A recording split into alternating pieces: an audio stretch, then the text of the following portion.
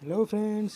तो कैसे हैं आप लोग? स्वागत है आप सभी का आपके अपने चैनल स्टडी में। तो फ्रेंड्स, आज हम बात करेंगे डिफरेंट फॉर्म्स ऑफ एनर्जी के बारे में। एनर्जी कौन कौन से डिफरेंट फॉर्म्स होते हैं और उनके डिफिनेशन के बारे में जानेंगे। तो अभी स्टार्ट करने से पहले अगर आप चैनल पर नए हो, चैनल को सब्सक्राइब कर दो, बेल आइकन प्रेस कर दो, साथ ही साथ हमारे टेलीग्राम चैनल को ज्वाइन कर दो, जिसका लिंक आपको डिस्क्रिप्शन में मिल जाएगा, ताकि आपको हमारे नए वीडियो की नोटिफिकेशन तुरंत मिल जाए। चलिए शुरू करते हैं आज हमारा topic different forms of energy. Energy के बहुत से फॉर्म्स होते हैं। एनर्जी हर जगह जहाँ पे बर्डन होता है वहाँ पे एनर्जी का यूज होता है, वहाँ पे एनर्जी होती है। और बर्डन बहुत सी जगह पे होता है। इस तरह एनर्जी के भी बहुत से फॉर्म्स होते हैं। सबसे पहले हम बात करेंगे मैकेनिकल एनर्जी के बारे में, जिसको आपको डेली लाइफ में ज़्यादा यूज करते हैं।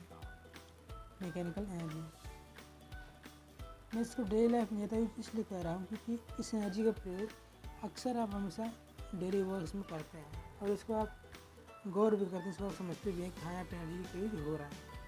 तो मैकेनिकल एनर्जी को सिंपली कहते हैं it is the sum of mechanical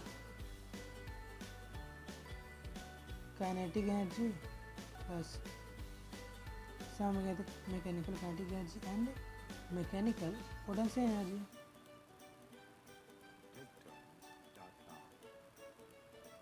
mechanical energy equal to होता है sum of mechanical kinetic energy plus and mechanical potential energy. तो सेकंड एनर्जी की बात करें, सेकंड होता है इंटरनल एनर्जी। इंटरनल एनर्जी वो एनर्जी होती है जो किसी बॉडी के अंदर मौजूद होती है, जो बॉडी के अंदर इंटरनली वर्क करती है, उसे इंटरनल एनर्जी कहते हैं। जैसे कि नाम ये इंटरनल एनर्जी मीन्स कि बॉडी के अंदर वर्क करना।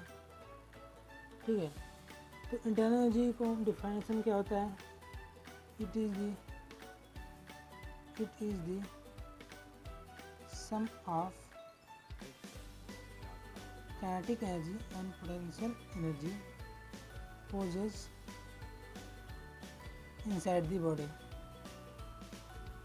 इनसाइड द बॉडी के अंदर जो काइनेटिक एनर्जी और पोटेंशियल एनर्जी होती है उसका सम इक्वल टू होता है बॉडी के अंदर की इंटरनल एनर्जी के। थर्ड है हीट और थर्मल एनर्जी।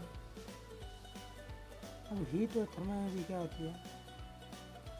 जैसे कि वो नाम से लग रहा है, हीट मीन्स की ऊर्जा, सॉरी हीट मीन्स की गर्मी। ठीक है, तो जब बॉडी हीट एनर्जी तब प्रोड्यूस करती है जब बॉडी के अंदर जो मॉलिक्यूल्स होते हैं, जो एटम्स होते हैं, वो रैंडमली मोशन करने लगते हैं। इसके कारण बॉडी में जो एनर्जी प्रोड्यूस होती है उसे हम हीट एनर्जी कहते हैं। और ये हीट एनर्जी इंटरनल एनर्जी से भी रिलेटेड होती है। मीन्स कि a body possess heat energy due to random motion of molecules के रैंडम मोशन के कारण जो एनर्जी प्रोड्यूस होती है उसे हम हीट और थर्मल एनर्जी कहते हैं। ठीक है, आल्सो ये इंटरनल एनर्जी से रिलेटेड होती है। It is related to internal energy. ठीक है, अब नेक्स्ट फॉर्म ऑफ एनर्जी क्या है? Chemical energy. केमिकल एनर्जी वो एनर्जी जो किसी भी केमिकल के अंदर प्रोड्यूस होती है। ठीक है, केमिकल एनर्जी वो एनर्जी होती है ना जो किसी केमिकल की एनर्जी अंदर प्रोड्यूस होती है, ये हमको पता है। लेकिन जो मेनली इसका डिफिनेशन होता है वो ये होता है कि कोई भी केमिकल कंपाउंड हो या फिर उसमें जो एटम्स हैं उनके बीच की जो एनर्जी होती है वो डिफर होती है। क्यों? तो जो कंपाउंड्स होते हैं वो एक ग्रुप में होते हैं, एक इकट्ठे होते हैं, और जो मॉलिक्यूल्स होते हैं वो अलग अलग होते हैं। तो मॉलिक्यूल्स की जो मोशन होगा वो तेज़ होगा, मॉलिक्यूल्स का मोशन ज़्यादा तेज़ होगा, उसके पास ज़्यादा एनर्जी होगी, और एटम्स के पास कम एनर्जी होगी, उनका मोशन कम तेज होगा। तो इसी जो एनर्जी गैप होती है ना इन मॉलिक्यूल्स के एटम्स और कंपाउंड्स के बीच में जो एनर्जी गैप होता है उसे केमिकल एनर्जी कहते हैं। और ये एक्सोथर्मिक या फिर एंडोथर्मिक के फॉर्म में निकलती है। तो इसका डिफिनेशन हो जाएगा stable chemical compound has lesser energy than its molecules। मतलब केमिकल कंपाउंड की जो एनर्जी है वो उस मॉलिक्यूल की एनर्जी से कम होती है। मॉलिक्यूल्स या फिर कॉन्स्टिट्यूएंट एटम्स, डी एटम से मिलकर बना होता है। ठीक, it is due to the arrangement of motion of electron। So this difference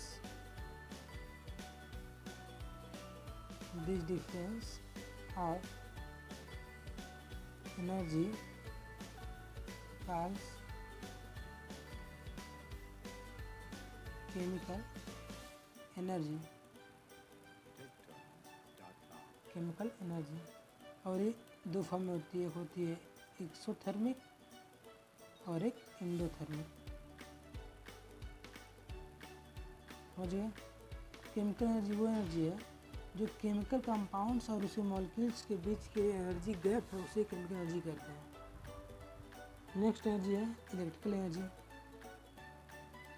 electrical energy वो एनर्जी जो किसी इलेक्ट्रिक से रिलेटेड हो। मीन्स कि इलेक्ट्रिक मीन्स चार्ज से रिलेटेड एनर्जी को हम इलेक्ट्रिकल एनर्जी कहते हैं। तो इलेक्ट्रिकल एनर्जी वो एनर्जी होती है जो किसी भी दो चार्ज के बीच में अट्रैक्शन या फिर रिपल्सन के कारण प्रोड्यूस होती है। मीन्स कि जब कोई दो चार्ज एक दूसरे से अट्रैक्ट करते हैं फिर रिपेल करते हैं तो उनके बीच में वर्क डन होता है, और वर्क डन करने के लिए एनर्जी की यूज होती है। ठीक है, तब उन्हीं दोनों वर्क डन कारण जब दोनों मॉलिक्यूल्स या फिर एटम्स दोनों चार्ज पार्टिकल्स होंगे उनके बीच में जो एक दूसरे के साथ मोशन होगा, ठीक है, उसी मोशन में जो एनर्जी प्रोड्यूस होगा उसे हम कहेंगे इलेक्ट्रिकल एनर्जी। डिफिनेशन लिख लो आप। It is the energy related with the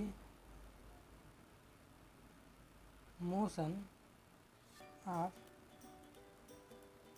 one charge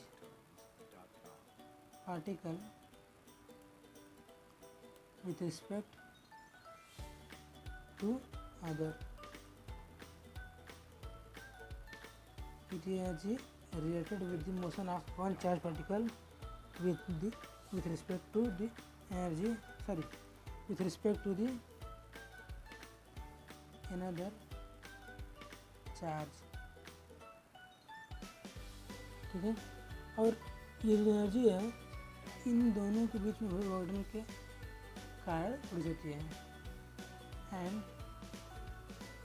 and it is produce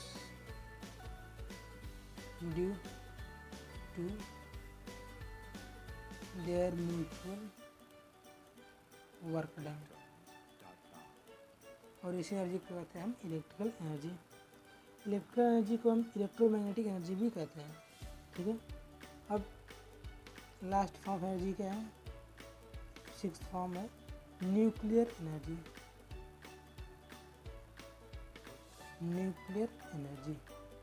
nuclear means कि वो एनर्जी जो कि न्यूक्लियस से रिलेटेड हो। आपको नाम से समझ में आ रहा होगा, न्यूक्लियर एनर्जी मीन्स कि वो एनर्जी जो न्यूक्लियस से रिलेटेड हो। तो जब न्यूट्रॉन और प्रोटॉन एक दूसरे को अट्रैक्ट करते हैं बहुत ही स्ट्रांगली, ठीक है, और अट्रैक्ट क्यों करते हैं? क्योंकि उनके बीच में न्यूक्लियर एनर्जी लगती है, और इसी कारण उन्हीं अट्रैक्शन के कारण एक न्यूक्लियस बना हुआ होता है। ठीक है, तो इलेक्ट्रॉन और प्रोटॉन के बीच में प्रोटॉन और न्यूट्रॉन के बीच में जो अट्रैक्शन होता है, जिस एनर्जी का अट्रैक्शन होता है, इसी एनर्जी का अट्रैक्शन को बाइंड होते हैं, उसे हम न्यूक्लियर एनर्जी कहते हैं।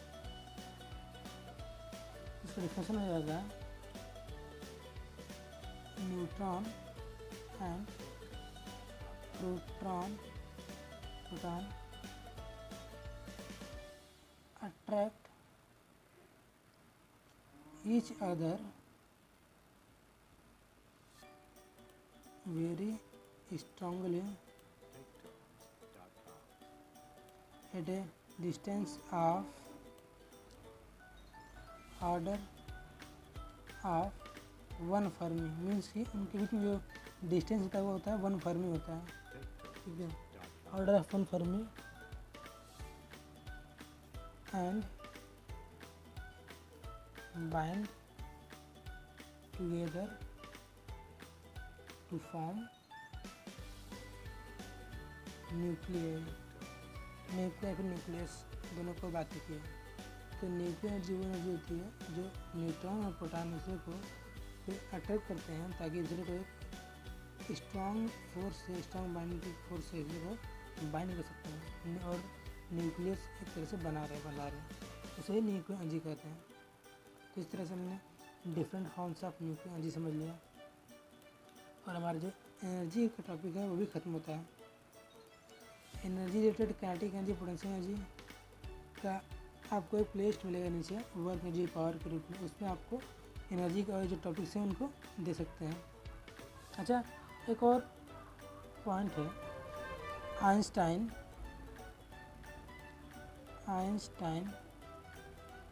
मास एनर्जी इक्विवेलेंस, ये लास्ट टॉपिक है। वैसे तो ये बहुत बड़ा टॉपिक है, लेकिन इसमें बहुत शॉर्ट में थोड़ा सा इसको हम थोड़ा सा बस जानेंगे, जानकारी से लेंगे यहाँ, इसको बहुत ब्रीफली नहीं पढ़ेंगे।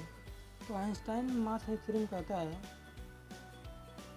कि मास can be converted into energy and vice versa. Means कि मास को एनर्जी में कन्वर्ट कर सकते हैं, साथ ही साथ हम एनर्जी को भी मास में कन्वर्ट कर सकते हैं। और इसी पर उन्होंने एक क्वेश्चन दिया E=mc² का, E=mc², Einstein mass energy equivalence का इक्वेशन है। इससे कुछ एप्लीकेशंस आप देख लो, जैसे कि एक एप्लीकेशन होता है annihilation of matter pair production and energy generation